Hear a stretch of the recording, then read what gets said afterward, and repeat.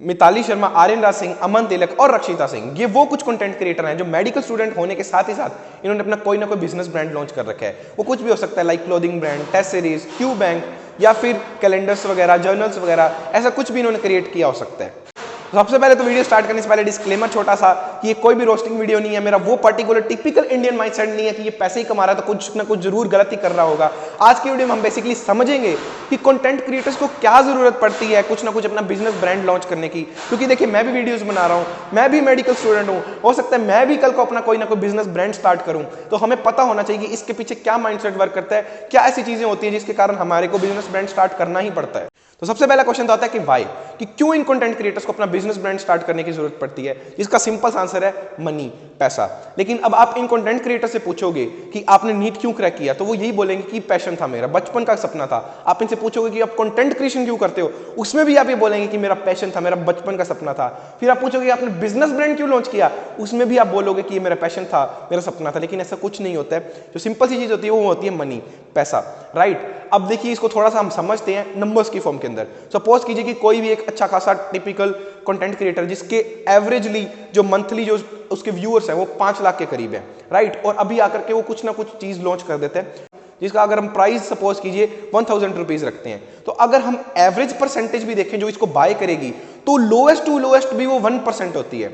अब 5 लाख में से अगर 1% भी बाय करेंगे, मतलब 5000 लोग भी बाय करेंगे, तो 5000 इंटू 1000 हमारे पास नंबर आता है 50 लाख रुपए, जो एक जूनियर रेजिडेंस को अर्न करने के लिए 4.5 साल लगेंगे और एक इंटर्न को अर्न करने के लिए कम से कम 16 साल का टाइम लगेगा, जो ये लोग सिर्फ 1 महीने के अंदर अर्न कर लेते हैं। तो यही बेसिकली चीज है इसको स्टार्ट करने की, इसको रन करने की।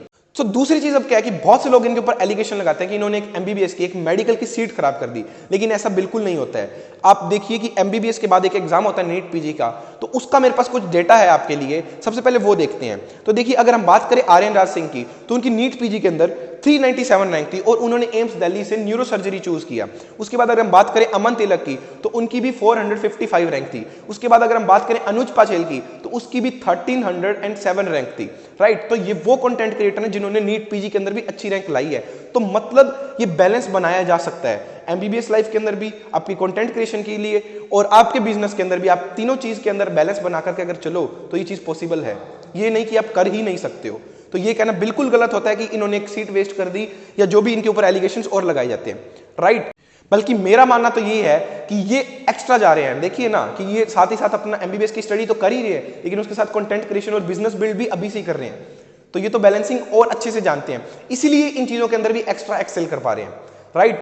अब बात करें थर्ड पॉइंट की हम एज अ बायर हमें क्या करना चाहिए। तो देखिए, इसका सिंपल सा आंसर है कि मान लीजिए आप मेरे को देखते हो, राइट, लेकिन मेरे को आप देखते हो मेरे कंटेंट की वजह से। आपको नहीं पता कि मैं टेस्ट सीरीज किस तरीके के बनाऊंगा, आपको नहीं पता कि मैं क्यू बैंक किस तरीके का बनाऊंगा। अब सपोज करो कल को मैं कोई टेस्ट सीरीज लॉन्च करता हूं, तो आपको सिंपली क्या करना है, आपको एलएन, आकाश, पीडब्ल्यू, जो भी अच्छी अच्छी टेस्ट सीरीज पिछले सालों से चल रही है, उनके साथ मेरी टेस्ट सीरीज मैच करके देखनी है, कंपेयर करके देखनी है। अगर आपको लग रहा है कि मैं भी अच्छी चीज प्रोवाइड कर रहा हूं, तभी आपको उसके ऊपर पैसा लगाना चाहिए। सिर्फ आप मेरे साथ जुड़े हुए, मेरे को आप देख रहे हो, मेरे को आप कंटेंट क्रिएशन की वजह से जानते हो, उस वजह से सिर्फ आंख बंद करके ब्लाइंड ट्रस्ट करके मेरी टेस्ट सीरीज या मेरा कोई भी अगर मैं प्रोडक्ट लॉन्च कर रहा हूं, वो आपको बाय नहीं करना चाहिए, राइट। और अब आपको एक मेंटेलिटी समझ आई होगी जो एक बिजनेस ब्रांड को रन करने के पीछे चलती है, राइट।